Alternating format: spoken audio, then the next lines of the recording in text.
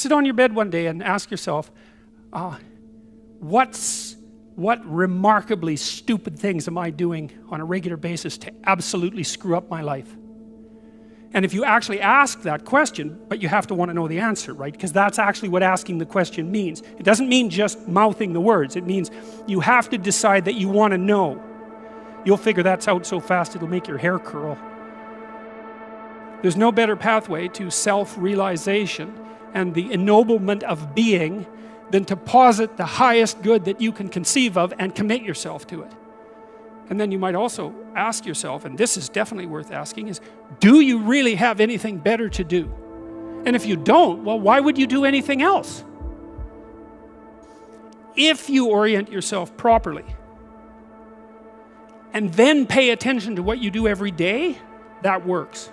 And I actually think that that's in accordance with what we have come to understand about human perception, because what happens is that the world shifts itself around your aim, because you're a creature that has an aim. You have to have an aim in order to do something. You're an aiming creature. You look at a point and you move towards it. It's built right into you. And so you have an aim. Well, let's say your aim is the highest possible aim. Well then, so that sets up the world around you. It organizes all of your perceptions. It organizes what you see and you don't see. It organizes your emotions and your motivations. So you organize yourself around that aim, and then what happens is the day manifests itself as a set of challenges and problems, and if you solve them properly, then you stay on the pathway towards that aim, and you can concentrate on the day, and so that way you get to have your cake and eat it too, because you can point into the distance, the far distance, and you can live in the day. And it seems to me that that makes every moment of the day supercharged with meaning. That's how, because if everything that you're doing every day is related to the highest possible aim that you can conceptualize, well, that's the very definition of the meaning that would sustain you in your life. Well, and then the issue is, well, back to Noah. Well, all hell's about to break loose and chaos is coming. It's like when that's happening in your life, you might want to be doing something that you regard as truly worthwhile, because that's what will keep you afloat when everything is flooded.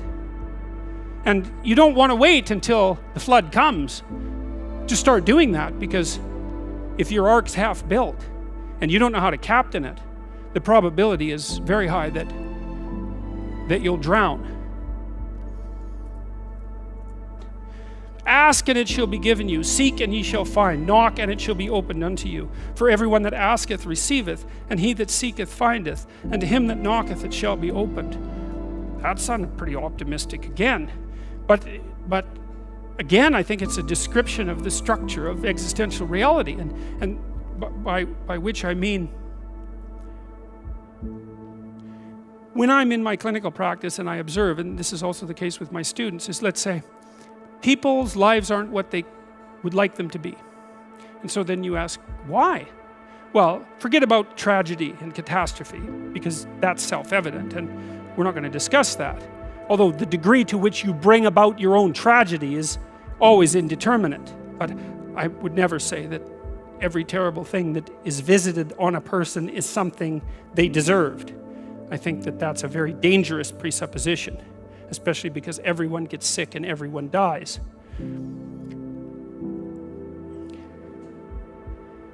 But one of the main reasons that people don't get what they want is because they don't actually figure out what it is. And the probability that you're going to get what would be good for you, let's say, which would even be better than what you want, right? Because, you might be wrong about what you want easily. But maybe you could get what would really be good for you. Well, why don't you? Well, because you don't try. You don't think, okay, here's what I would like if I could have it. And I don't mean in a way that you manipulate the world to force it to deliver you goods for status or something like that. That isn't what I mean. I mean something like, imagine that you were taking care of yourself like you were someone you actually cared for.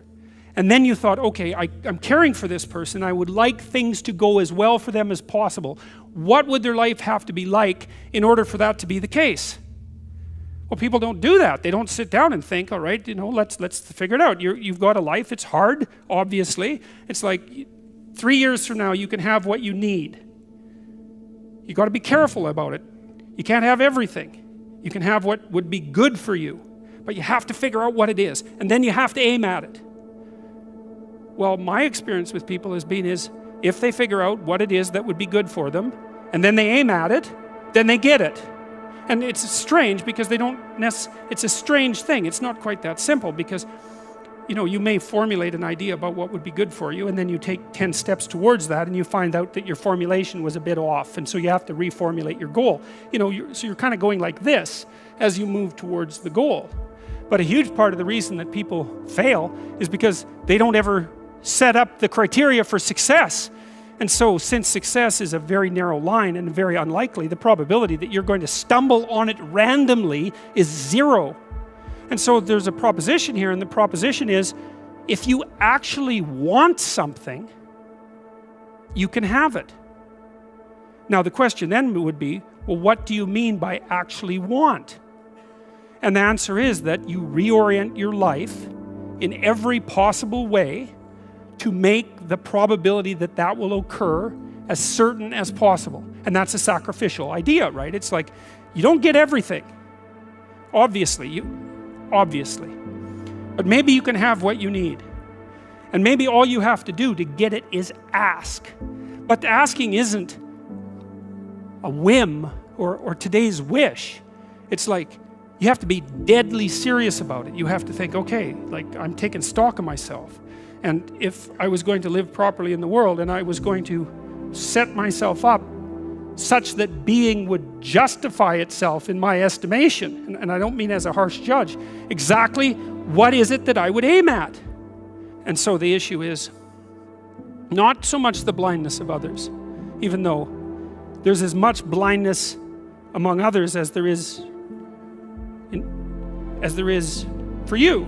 But the issue here, the advice here, the description here is, you should be concerned about what's interfering with your own vision first.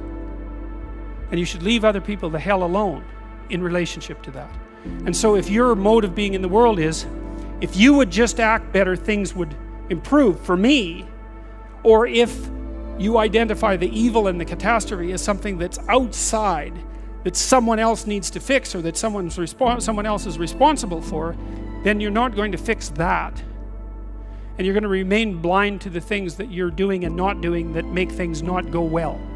And so it's just better to think, all right, I'm probably blind in many, many ways. And maybe there are some ways that I could rectify that, because it's highly probable that you're blind in all sorts of ways.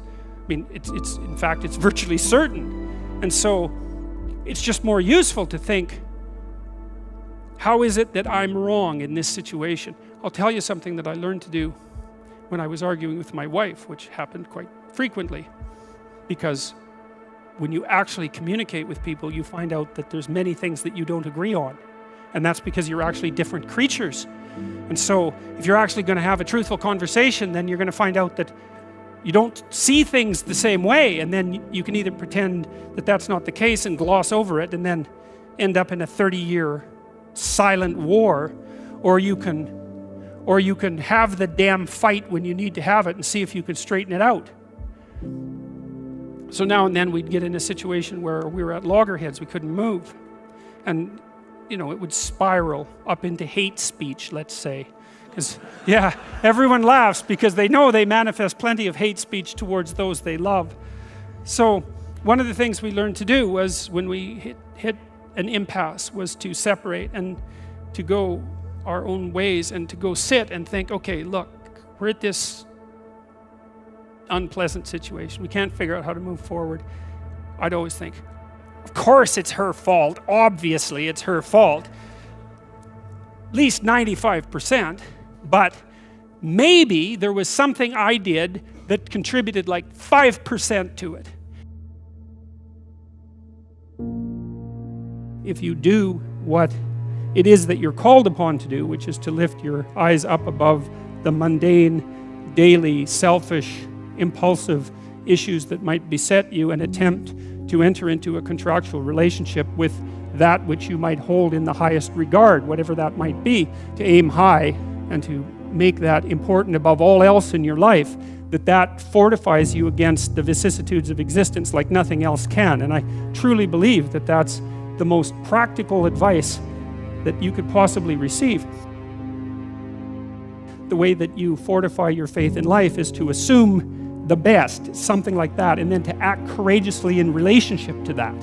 And that's tantamount to expressing your faith in the highest possible good. It's tantamount to expressing your faith in God. And it's not a matter of stating, well, I believe in the existence of a transcendent deity, because in some sense, who cares what you believe? I mean, you might and all that, but that's not the issue. That's not the issue. The issue, it seems to me, is how you act. The issue is not what you believe as if it's a set of facts, but how you conduct yourself in the world. The purpose of thinking is to let your thoughts die instead of you. It's a brilliant notion, and so the idea is something like, you can conjure up a representation of yourself. You can conjure up a variety of potential representations of yourself in the future. You can lay out how those future representations of yourself are likely to prevail or fail. You can cull the potential yous in the future that will fail, and then you can embody the ones that will succeed. You do that while simultaneously conjuring up a representation of your current state and determining for yourself, because of your undue suffering, which elements of your pathetic being need to be given up so that you can move forward into that future. And the goal, what is it that you're aiming at with that work and that sacrifice? That's the ultimate question. What is it that you're trying to do? Well, you're trying to improve the future. We believe that the future can be improved. We believe that it can be improved as a consequence of our sacrificial work. And so, once again, what are the limitations? What are the limits to that? What are the necessary limits to that? I would say we don't know. We conjured up this remarkable idea. The future exists. We can see it even though it's only potential. We can adjust our behavior in the present in order to maximize our probability of success in the future. How best to do that? Well, the idea is something like, don't hesitate to offer the ultimate sacrifice if you want the future to turn out ultimately well.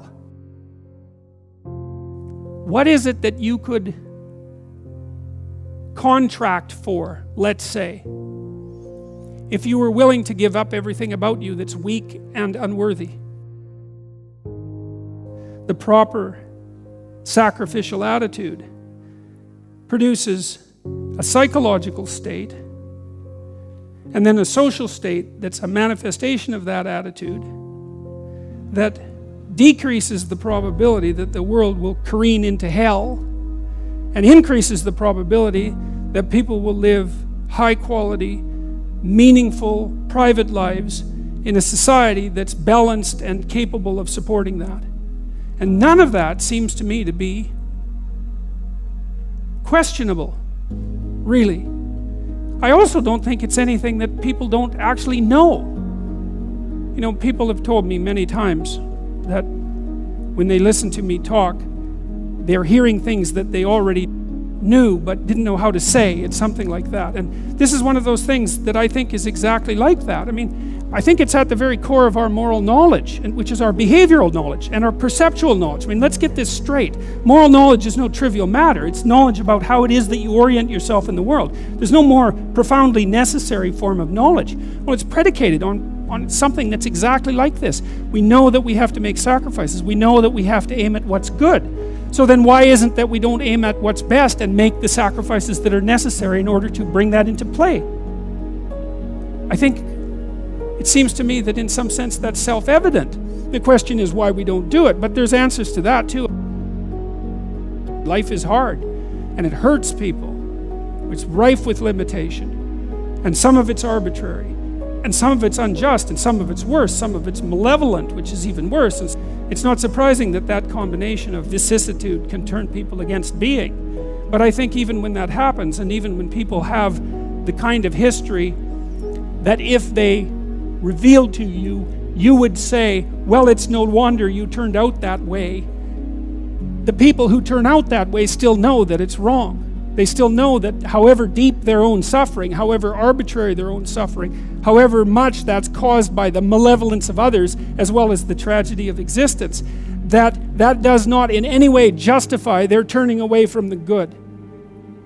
And I believe everyone knows that.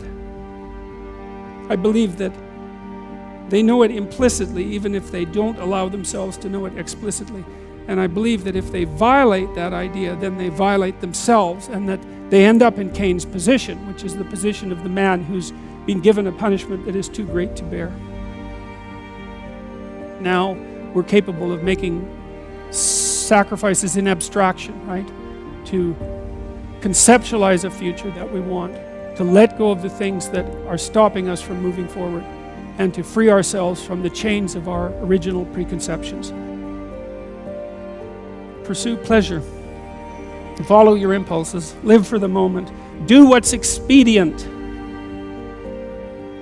A mountain is something you have to climb, and you have to climb to the pinnacle of a mountain, and the mountain is up, right? And the mountain stretches up to heaven, and it's a long journey to specify the right place on the highest pinnacle.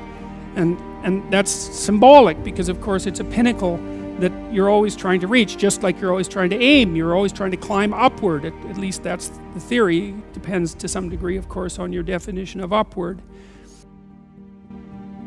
You're supposed to, again, to act out the highest good of which you're capable. Now that'll transform your life to some degree into an archetypal adventure. There's no way around that, because as you attempt to climb a higher mountain, let's say, or to aim at a higher target or something like that, then the things around you will become increasingly dramatic and of import. That happens by necessity, obviously, because if you're aiming at something difficult and profound and you're really working at it, then your life is going to become perhaps increasingly difficult and profound. But that might be okay. That might be exactly what you need as an antidote to the implicit limitations that face you as a human being. The good father is precisely someone who is willing to sacrifice his child to the ultimate good. You have a moral obligation as a parent to encourage your child to go out into the world, right? And to be whoever they can be, to be the best they can possibly be.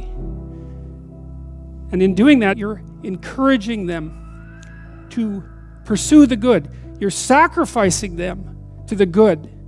You're not keeping them for yourself selfishly. You're telling them that they can go out and live their life and live it properly.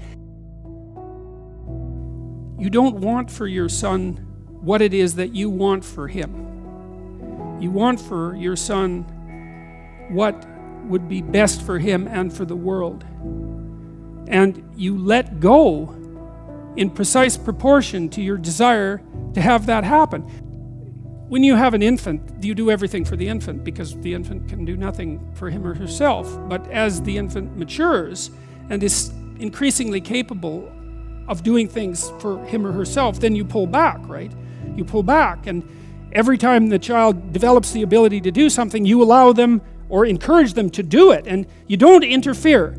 So if your child is struggling getting dressed, well, obviously there's some times that you help them, but mostly you let them learn so that they can know how to do it in the future. That's better for you, and it's certainly better for them.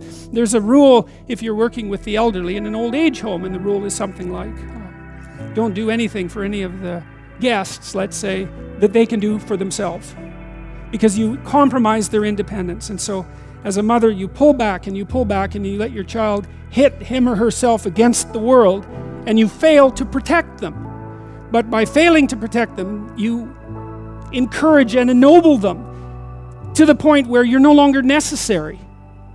Now, they may still want to see you, and it would be wonderful if that was the case, but the point is that you're supposed to remove yourself from the equation by encouraging your child to be the best possible person that person can be. And you sacrifice your desires, all of your desires, to that, your personal desires, even your desires for your child in relationship to you. Because you want them to move forward into the world as a light, right? As a light on a hill. That's what you want, if you have any sense. And so you don't get to keep your children at home because you need them. How do we come to know ourselves in terms of our personalities and, more importantly, potential? One of the first ways to come to know yourself is to understand that you don't. You can learn to kind of watch yourself like you're watching a stranger. So you have to understand that you don't know who you are. And that's not easy to understand because you think you know. But then, you remember You can't control yourself very well. You're not very disciplined. You're full of flaws. Maybe you don't know yourself as well as you think. But it's hard to get low enough to understand how deeply it is the case that you are ignorant about who you are. Now, there's an upside to that too, which also is that you're also ignorant about who you could be. And so the discovery of that, is some reward for the horror of determining who you actually are. Then you watch yourself. You watch yourself like you're watching a stranger.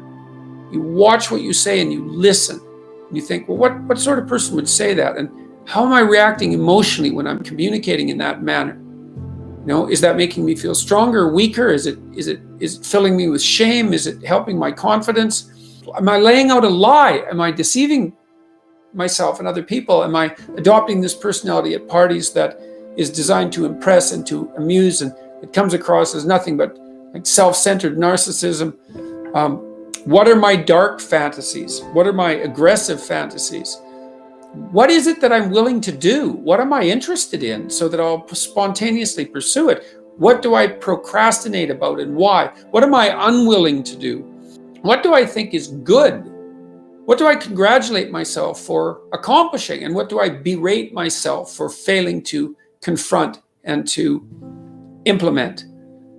Those are all incredibly complicated questions, and you don't know the answers to them. So that's a start. And then in terms of potential, well, you'll discover a little bit more about your potential as you discover who you are, especially the darker parts of yourself, because then you discover your potential for mayhem. There's some real utility in that. The discovery that you're dangerous. It's such a useful discovery.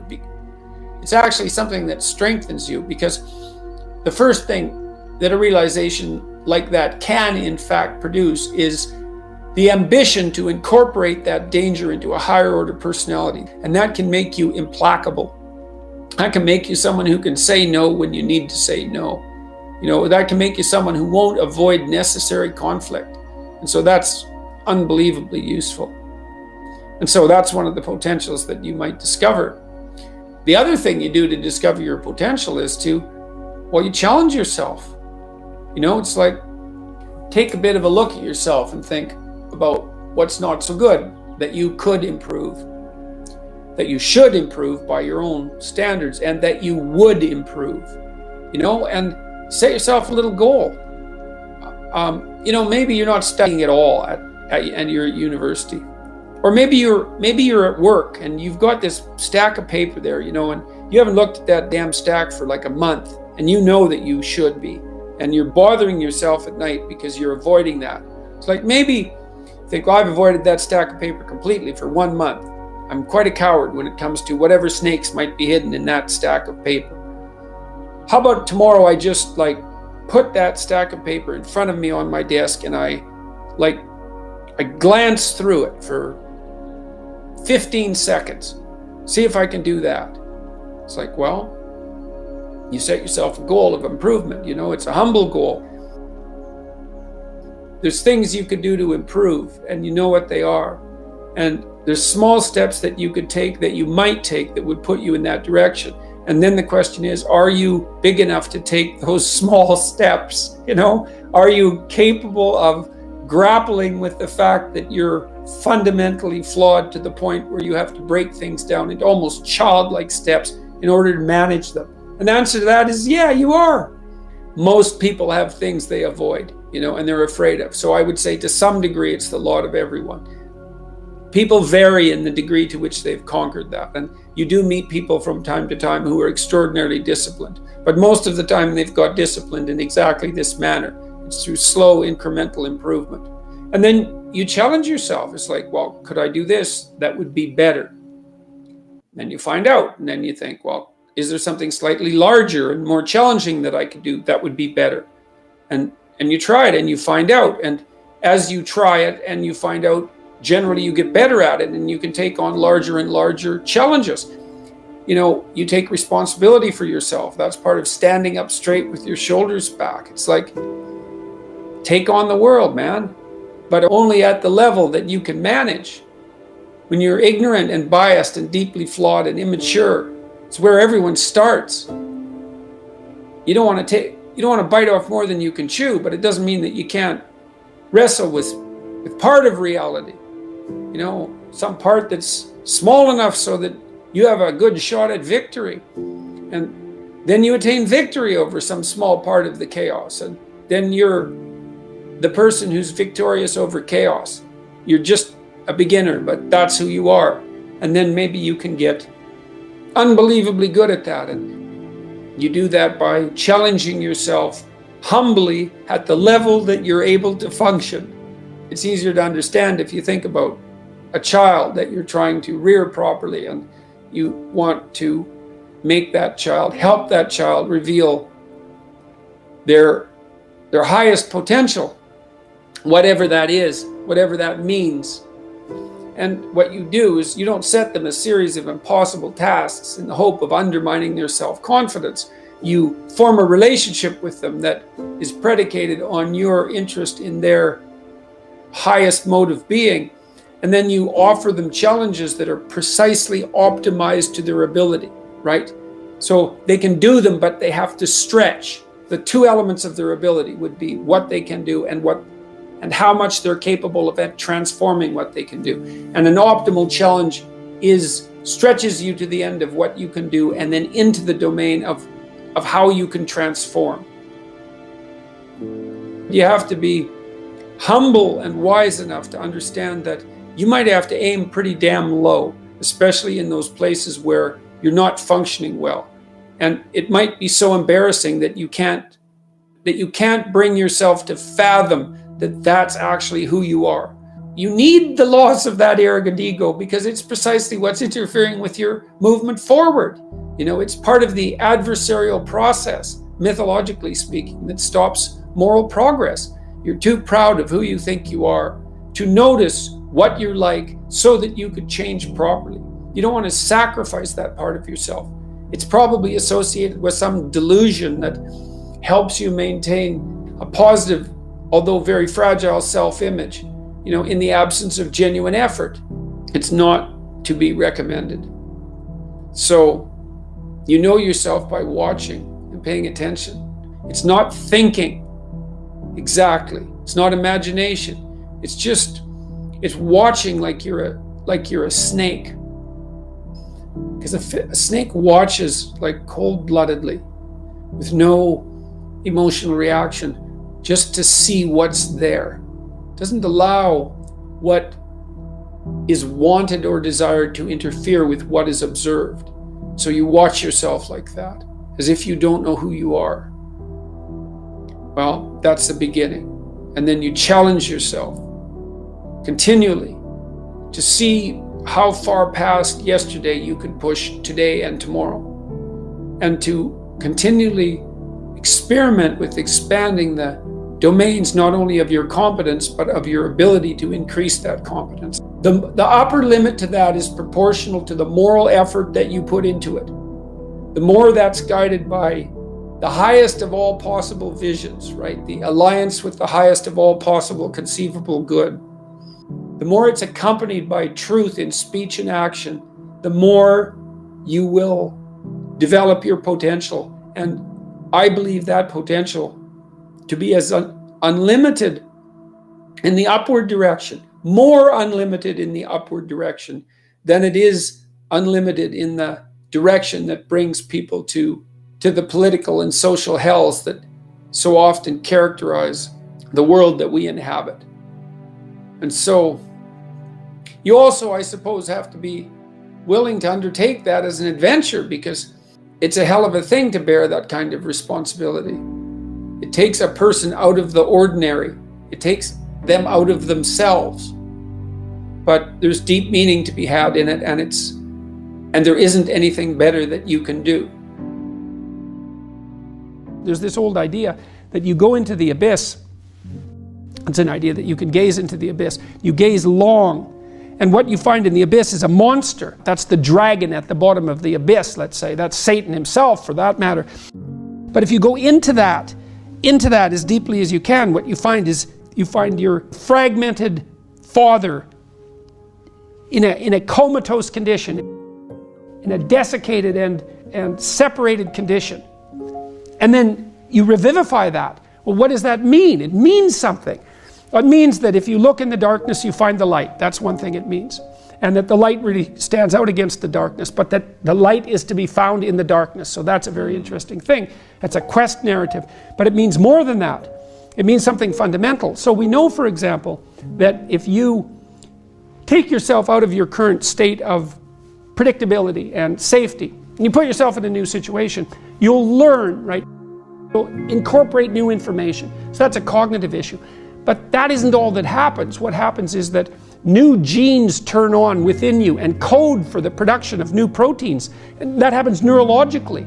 New parts of you turn on.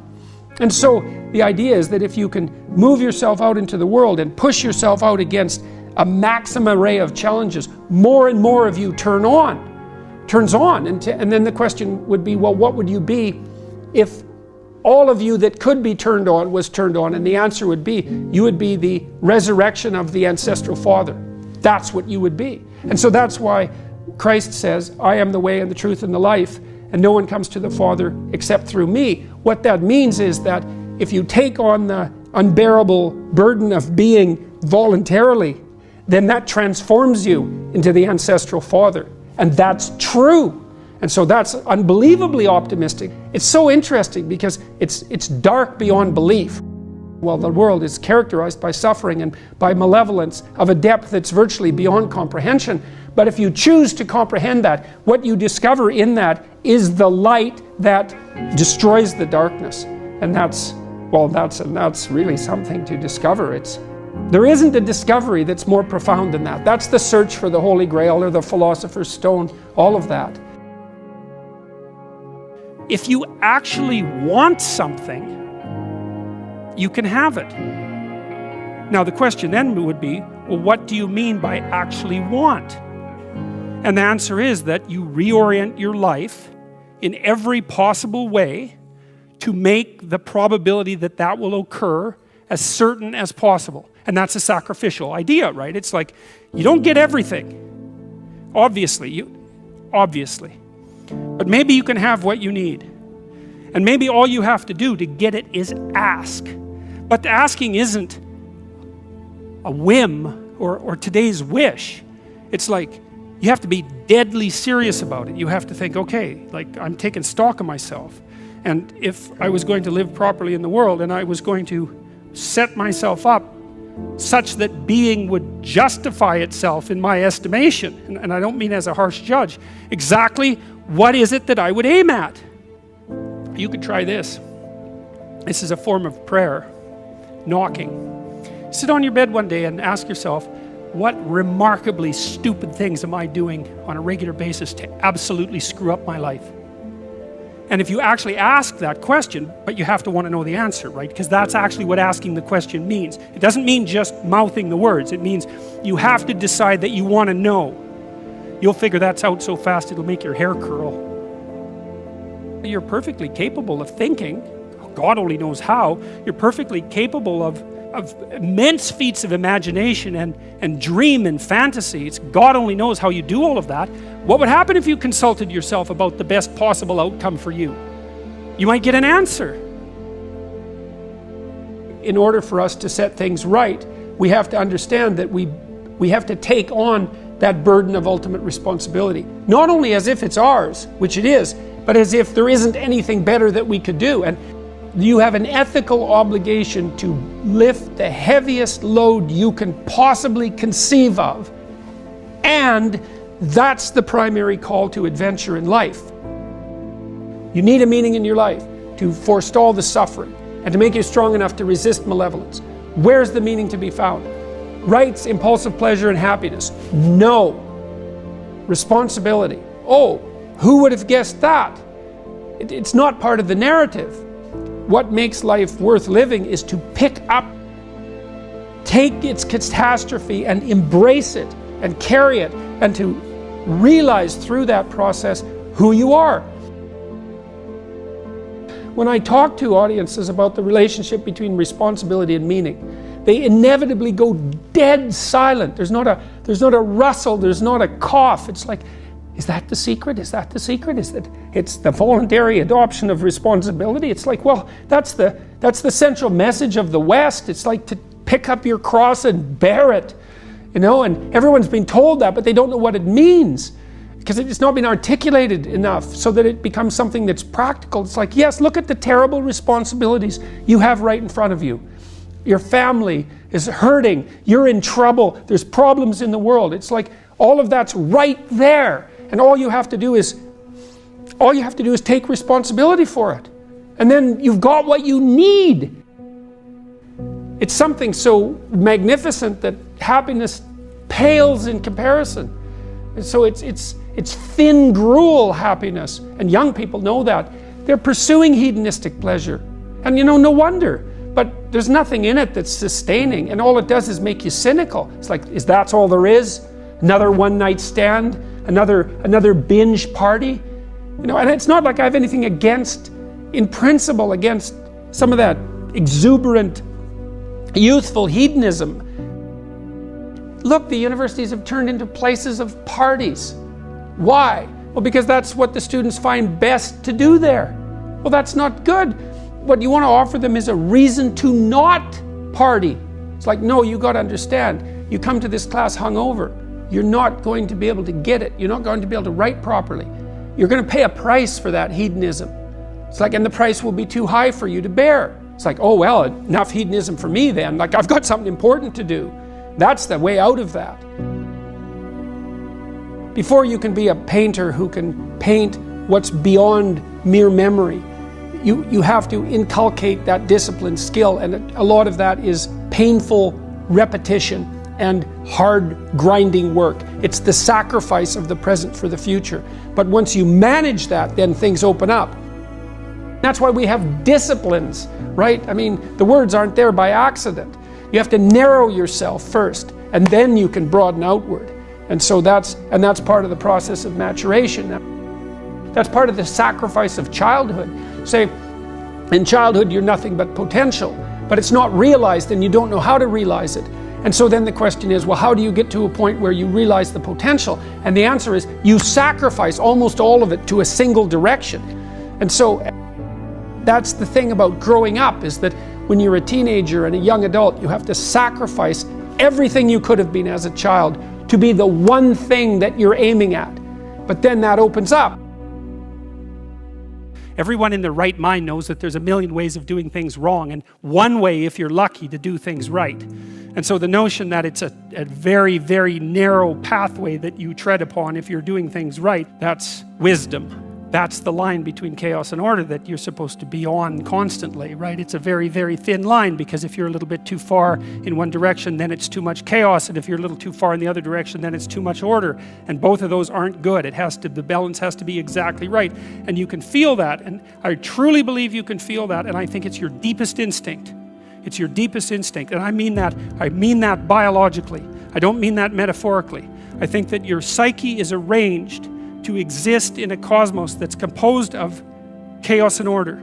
I think that's why you have the hemispheric structure that you have. And then when you feel as if you're meaningfully engaged in the world, when the terror of your mortality strips away and you're engaged and it's timeless, that's the deepest instinct you have telling you that you're in the right place at the right time. And then what you do is practice being there. Practice being there. And that's that narrow spot that's so difficult to find. You wander around it. Maybe if you're lucky, you can watch. This is an experiment. Watch yourself for 2 weeks. Like you don't know who you are, because you don't. So watch yourself for 2 weeks and notice there's going to be times when things are proper. They're arrayed properly for you. It's not easy to notice, because when they're arrayed like that, you're so engaged, you don't exactly notice, you know. But you'll see, oh, I'm in the right place. It's like, okay, how'd I get here? What am I doing right? You know, how is it that this could happen more often? I'd like this to happen more often. How would I have to conduct myself in order for that to happen more often? And then you practice that, and then maybe instead of 10 minutes a month or 10 minutes a week, it's like 15 minutes a day, and then it's half an hour a day, and then it's an hour a day, and then it's 4 hours a day. And maybe if you're extraordinarily careful, then you get to a point where you're like that a good proportion of the time. You are not the master of your own house. There are spirits that dwell within you, meaning you have a will and you can exercise a certain amount of conscious control over your being, but there are all sorts of things that occur within you that seem to be beyond your capacity to control.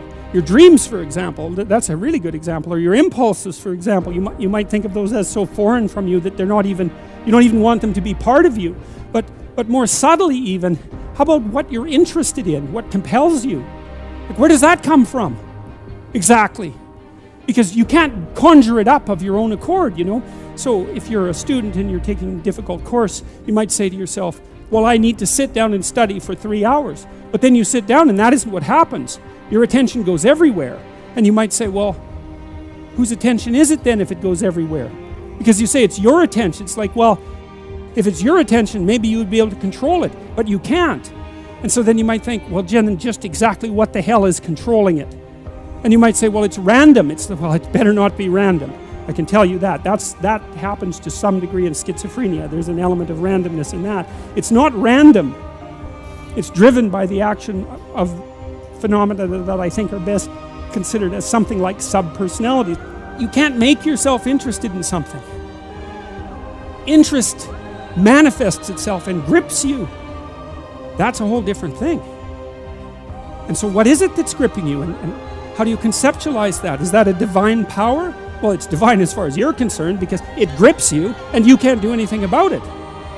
And so there's a calling in you towards what you're compelled by and what you're interested in. And sometimes that might be very dark and sometimes not. But you're compelled forward by your interest. And so the idea that what moves you away from your country and your father's house and the comforts of your childhood home is something that's beyond you and that you listen to and hearken to. That's exactly right. And you can say, well, I don't want to call that God. It's like, it doesn't matter what you call it exactly. It doesn't matter to what it is, what it's called. It still is. And if you don't listen to it, that's the other thing. If you don't listen to it, and I've been a clinician and talked to enough people now, as old as I am, to know this absolutely. If you do not listen to that thing that beckons you forward, you will pay for it like you cannot possibly imagine. You'll have everything that's terrible about life in your life and nothing about it that's good. And worse, you'll know that it was your fault and that you squandered what you could have had. So, this is not only a calling forth, but a warning. One of the things that I've noticed in my life is that nothing I've ever done was wasted. And by done, I mean put my heart and soul into, like attempted with all of my effort. That always worked. Now, it didn't always work the way I expected it to work. That's a whole different issue. But the payoff from it was always positive. Something of value always accrued to me when I made the sacrifices necessary to do something worthwhile. Go somewhere you don't understand. You have to go into the unknown. And that's God's first command. Go into the unknown. Because you already know what you know. And that's not enough unless you think you're enough. And if you're not enough and you don't think you're enough, then you have to go where you haven't been. Get away from your family enough so that you can establish your independence. And that isn't because there's something wrong with your family, but it means get away. I talk to people very frequently whose families have provided them with too much protection. And they know it themselves, and that means they're deprived of necessity. And you have to get yourself away from your dependency in order to allow necessity to drive you forward. And that's to become independent and to become mature. We've been fed this unending diet of rights and freedoms, and there's something about that. There's something about that that's so pathologically wrong. And people are starving for the antidote, and the antidote is truth and responsibility, right? And it isn't because that's what you should do in some I know better or someone knows better for you what you should do sense. It's that's the secret to a meaningful life, and without a meaningful life, then all you have is suffering and nihilism and despair and all of that and self-contempt, and that's not good. And it's necessary for men to stand up and take responsibility. If you were able to reveal the best of yourself to you in the world, that you would be an overwhelming force for good, and that whatever errors might be made along the way would wash out in the works. If you forthrightly pursue that which God directs you to pursue, let's say, that all things are possible. And so we don't know the limits of human endeavor. We truly don't. And it's premature to put a cap on what it is that we are, what it is that we're capable of. And so you know, you're already something, and maybe you're not so bad in your current configuration. But you might wonder, if you did nothing for the next 30 years except put yourself together, just exactly what would you be able to do? And you might think, well, that's worth finding out. But of course, that's the adoption of responsibility. There's lots in the world to fix. Everything that bothers you about the world and about yourself should be fixed, and you can do that. I have a friend. He lives in Montreal. His name is James Simon. He's a great painter, and he's taught me a lot of things. He's helped me design my house and beautify it. And I bought some paintings from him a couple of years ago. And he did this series of paintings where he went around North America and stood in different places, and then he painted the view from here down. And so it's his feet planted in different places, on roads, in the desert, on the ocean. Yeah, well, you know, he was trying to make a point, and the point was that wherever you are, it's worth paying attention. And that's because, you know, so all these places that he visited, he looked at exactly where he was, standing by the side of the road in the desert. Sort of mundane in some sense, but then maybe he put 40 hours into that painting, you know, and it's very, very realistic painting with really good light. And what he's telling you as a painter is everything is worth paying attention to an infinite amount, but you don't have enough time. And so the artist does that for you, right? The artist looks and looks and looks and looks and looks and then gives you that vision. And so then you can look at the painting and it reminds you that everything that there is right where you are. And that's a hard thing to realize, but it's actually true. And so I've been telling people online in various ways and in lectures that they should start fixing up the world by cleaning up their room. How you would like your life to be, what you would like your character to be 3 to 5 years down the road, if you were taking care of yourself like you were taking care of someone that you actually cared about. So you kind of have to split yourself into two people and treat yourself like someone you have respect for and that you want the best for. And that's not easy, because people don't necessarily have respect for themselves, and they don't necessarily want what's the best for themselves, because they have a lot of self-contempt and a lot of self-hatred and a lot of guilt. I think you have an obligation. It's one of the highest moral obligations to treat yourself as if you're a creature of value. How you would like your friendships to be conducted. Because it's useful to surround yourself with people who are trying to move forward, and more importantly, who are happy when you move forward and not happy when you move backwards. Not when you fall, that isn't what I mean, but when you're doing self-destructive things, your friends shouldn't be there to cheer you on. You look at the world through a story. You can't help it. And the story is what gives value to the world, or the story is what you extract from the value of the world. You can look at it either way. You're somewhere and it's not good enough. Right? That's the eternal human predicament. Wherever you are isn't good enough. And to some degree, that's actually a good thing, because if it was good enough, well, there's nothing for you to do. So it's actually maybe a good thing that it's insufficient. And that might be why sometimes having less is better than having more. And I don't want to be a Pollyanna about that. I mean, I know that there's deprivation that can reach to the point where it's completely counterproductive. But it isn't always the case that starting with little is...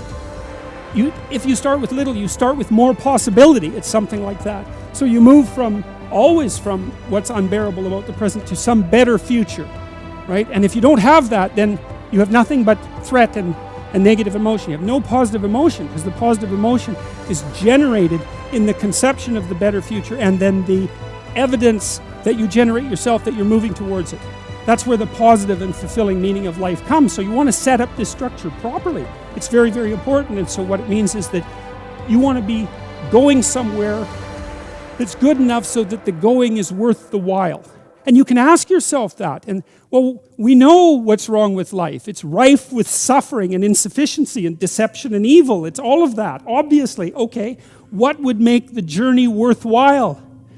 Well, you can ask yourself that. It's like, all right, in order to bear up under this load, what is it that I would need to be striving to attain? And if you ask yourself that, that's to knock and the door will open. That's what that means. If you ask yourself that, then you will find an answer, and you'll shrink away from it. You'll think, well, there's no way I could do that. It's like, well, you don't know what you could do. You don't know what's possible. And you're not as much as you could be. And so God only knows what you could do and have and give if you sacrificed everything to it. You have to sacrifice that which is most valuable to you currently that's stopping you. And God only knows what that is. It's certainly the worst of you. It's certainly that. And God only knows to what degree you're in love with the worst of you. Resentment is a key human motivation, and I would say it's a great teacher. To listen to your resentment is one of the best things you can possibly do. Resentment only means one of two things. It means either like shut the hell up, grow up, quit whining and get on with it. That's one thing it means. Or someone is playing the tyrant to you, might even be you, and you have something to say and do that you should say and do to put it to a stop. And so maybe resentment can show you the pathway to doing that. Like a resentful person wants other people to change. And if you're resentful, then your motivations aren't trustworthy. In fact, they're very, very dark. And what should you do instead? How do you treat your own resentment? I would say, well, Solzhenitsyn, who I'm a great admirer of Solzhenitsyn, his book, The Gulag Archipelago, was one of the things that brought down the Soviet Union. And he said that one man who stopped lying could bring down a tyranny. And, you know, he said that with some authority. He said when he was in the Gulag camps, you know, meditating on how the hell he got there, and he had a rough life, man. I mean, first of all, he was on the Russian front at the beginning of World War II, and then he was thrown in the Gulag camps, and that was just the beginning of his adventures, man. He had a rough life. And he was in the camps, and he was thinking, what the hell? How did I get here? What's going on? I mean, he had Hitler and Stalin to blame, right? So if you need someone to blame, man, Hitler and Stalin, that's great. But that isn't what he did. He said he meditated for a while once he realized that he might have something to do with, in some strange way, with the way things turned out for him. And he said he went over his life with a fine-tooth comb in his memory. He thought, okay, where did I go wrong? But by my own judgment, when there was a path in front of me, when did I take the path that I knew I shouldn't take? Because you all know that, right? You know. Sometimes you don't know if what you're doing is good or if it's bad. It's just ignorance. You just don't know. But sometimes you bloody well know, and you do the thing you know you shouldn't do anyways. That happens a lot. And why do you do that? Spite is part of it. Stupidity. There's all sorts of reasons, but you certainly know you do it. Solzhenitsyn thought, okay, well, what would happen if I took responsibility for where I am in this concentration camp? And then I went over my whole life and tried to figure out all the things I did that were wrong by my own estimation that increased the probability that I would get here. And then what would happen if I tried to set them all right now in the present? And that's why he wrote the Gulag Archipelago. And one of the consequences of that, as I said, was it sped the dissolution of the Soviet Empire. So, hey, that's not bad, eh? Like, you make a real confession, you really repent, you do your penance, which is writing this book, and you completely change the geopolitical landscape of the world. It's like, and that's worth thinking about, because it's not only Solzhenitsyn who did that. Nelson Mandela did something quite similar. It's not so impossible. And so the idea that what you should do if you're feeling resentful about the nature of being, or suffering too much for your own life, let's say, is straighten the damn thing out. Like, seriously, try it for a year even. Try it for a week. Try not doing the things you know you shouldn't do. Try not saying the things you know to be false. And just watch what happens. You might as well give it a shot, right? Because you say, well, I'm all in for a year. You know, I'm going to do things right. And then I'll just stand back and I kind of watch how things unfold. And maybe I'll reconsider at the end of that year. It's like, try it. Try it. I mean, I would say I've had thousands of letters now from people who are saying, hey, I tried that, you know, and hey, you know, it worked. I read this great line in a T.S. Eliot play called The Cocktail Party. And in it, this woman comes up to a psychiatrist and she says, you know, I'm having a really rough time of it. I'm suffering badly. My life is not going well. And then she says, I hope that there's something wrong with me. And the psychiatrist says, well, what the hell do you mean by that? And she says, well, here's how I look at it. There's either something wrong with the world, and I'm just in it, and that's how it is. And then, like, what am I going to do about that? Because it's the whole world. Or maybe I could be fortunate, and there's something wrong with me that's causing all this unnecessary suffering. And if I could just set it right. I could learn, and I could set it right. And so, well, I've been thinking about that for a very long time, and I think, well, if your life isn't going the way it is, you know, you can find someone else to blame which is pretty convenient for you and also relatively easy. Or you could think, okay, I don't like life. I don't like the way my life is unfolding. Maybe I don't like life in general because it's tragic and tainted with evil. How do I know if my judgment is accurate? And the question is, well, have I really done everything I possibly could to set my life straight? Because maybe I shouldn't be judging its quality or the quality of life itself or being itself for that matter if I haven't done everything I possibly could to set my life straight. Well, so there's a task.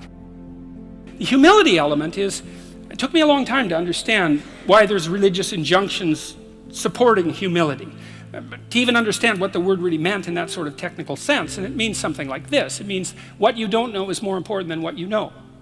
Then what you don't know can start to be your friend, you see. People are very defensive about what they know. But the thing is, you don't know enough. And you can tell you don't know enough because your life is not what it could be, and neither is the life of the people around you. You just don't know enough. And so what that means is that every time you encounter some evidence that you're ignorant, someone points it out, you should be happy about that because you think, oh, you just told me how I'm wrong. It's like, great. Like maybe I had to sift through a lot of nonsense to get through the real message that you're telling me, but if you could actually tell me some way that I'm wrong and then maybe give me a hint about how to not be wrong like that, well then I wouldn't have to be wrong like that anymore. That would be a good thing, and you can embark on that adventure by listening to people. And if you listen to people, they'll tell you amazing things if you listen to them, and many of those things are little tools that you can put in your toolkit like Batman, and then you can go out into the world and use those tools, and you don't have to fall blindly into a pit quite as often. And so the humility element is, well, do you want to be right or do you want to be learning? And it's deeper than that. It's, do you want to be the tyrannical king who's already got everything figured out, or do you want to be the continually transforming hero, or fool for that matter, who's getting better all the time? And that's actually a choice, you know. It's a deep choice, and it's better to be the self-transforming fool who's humble enough to make friends with what he or she doesn't know and to listen when people talk. And listening is a transformative exercise. Like if you listen to the people in your life, for example, if you actually listen to them, they'll tell you what's wrong with them and how to fix it and what they want. They can't even help it if you start listening, because people are so shocked if you actually listen to them that they tell you all sorts of things that they might not have even intended to, things they don't even know. And then you can work with that. And the other thing that's so interesting, you know, now and then you have a meaningful conversation, right? You have a good conversation with someone, you walk away and you think, geez, you know, we really connected, and I know more than I did when I came away from that conversation. And during the conversation, you're really engrossed in it. And that feeling of being engrossed is a feeling of meaning, and the feeling of meaning is engendered because you're having a transformative conversation. So your brain produces that feeling of meaning for you. It says, oh yeah, this is exactly where you should be right here and now. It's the right place and time for you. And that's a great place to occupy. And so a good conversation where people are listening has exactly that nature. And the reason it has that nature is because it is in fact transformative. It's one of the truisms of clinical psychology. Like if you're a clinical psychologist, a huge part of what you do is just listen to people. It's like, you know, they come in, they're unhappy, and they'd rather not be, something like that. You say, well, why do you think you might be unhappy? And they don't know. They have some ideas, and they may have to ramble around for like a year before they figure out why they're unhappy. They get rid of a bunch of reasons why they thought they were unhappy that are untrue, and then you kind of get to the heart of the problem. And then you might ask them, well, if you could have what you wanted so that your life would be okay, what would that look like? Then they have to ramble around a bunch about that because they don't really know. But the listening will straighten them out, because people think by talking. And in order to think, you have to have someone to listen, because it's very hard to think. Hardly anyone can think. And even the people who can think can only think about a limited number of things. But almost everybody can talk. And you can listen to yourself talk, and if someone listens to you, then you also have a foil for your thoughts, right? Because you can watch the person when you're talking and see if you're boring or see if you're amusing or if you're engrossing, all of those things. So like if you're arguing with your wife, let's say, or your husband, big party is going to want to win. That's stupid, because you don't want that. You want to defeat your wife in an argument. oh, well, great. Like if she was going to disappear tomorrow, no problem. But like you're going to like live with defeated, miserable her for the next week? That's no good. So you listen and you think, okay, well, here's what I think you said, and maybe even make it a little stronger and more elaborated than was the case with the original utterance, so that you get the damn argument right. Because you don't want to win, you want to fix the problem. That's the winning.